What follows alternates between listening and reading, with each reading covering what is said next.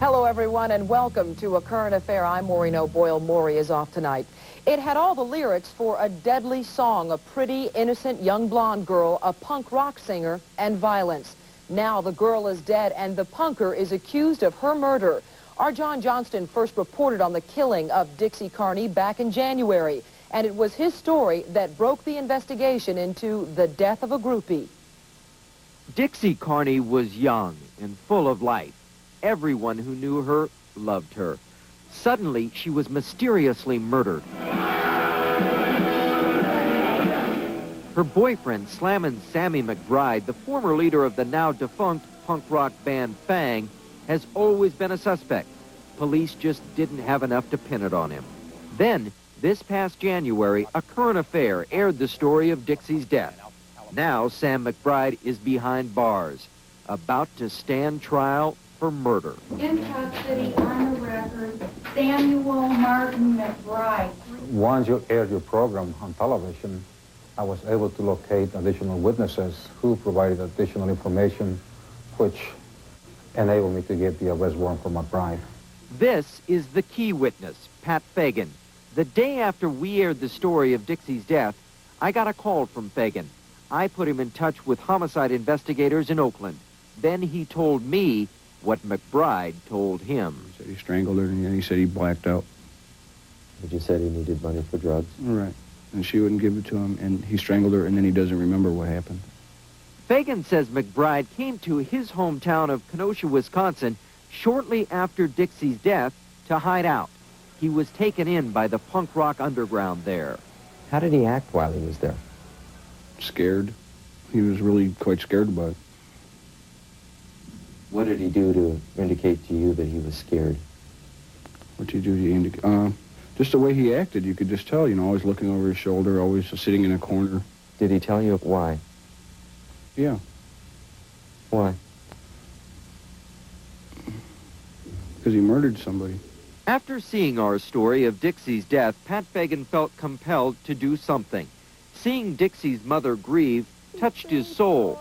But watching the people of punk rock suffer for Sam McBride is what really grabbed him. I feel he's hiding behind, you know, I mean, the image of the punk rock thing.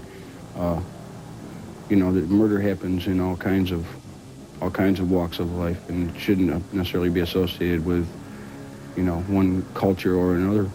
Homicide investigators here at the police department in Oakland, California had not officially closed Dixie Carney's case, but they had almost given up in catching her killer. It had been months since her murder, and the file was put on the back burner. The once hot tips had turned cold, and there were no new leads.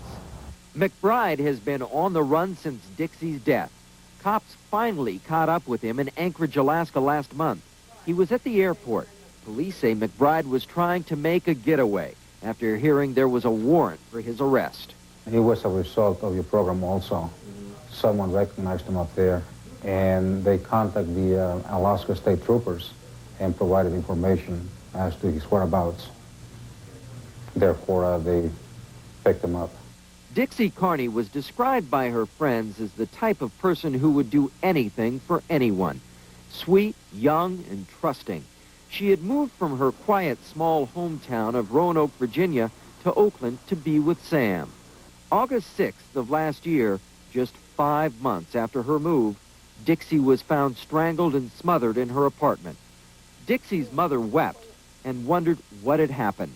A box of her daughter's clothes just didn't seem to fit her little girl. This is so different from what she used to be, and I just wonder, my God, you know, what got into her? What did they do to her? I just feel like some evilness possessed her. She didn't get tied into the evils of punk rock. She got tied into the evils of Sam McBride. Joe Miller is a former member of Sam's band Fang, and he is one of many of Dixie's friends who have tried to help police find her killer. Dixie's parents don't really blame the punk scene for their daughter's death. They're just happy to finally find some peace. I have to give Sergeant Peniagua credit for doing what he could, but I think if it hadn't been for Current Affair, that they wouldn't have gotten where they are now with it. It won't bring her back, no. But He won't be running around bragging about doing that. Maybe he'll save somebody else, too. I'd hate to see somebody go through what we've been through.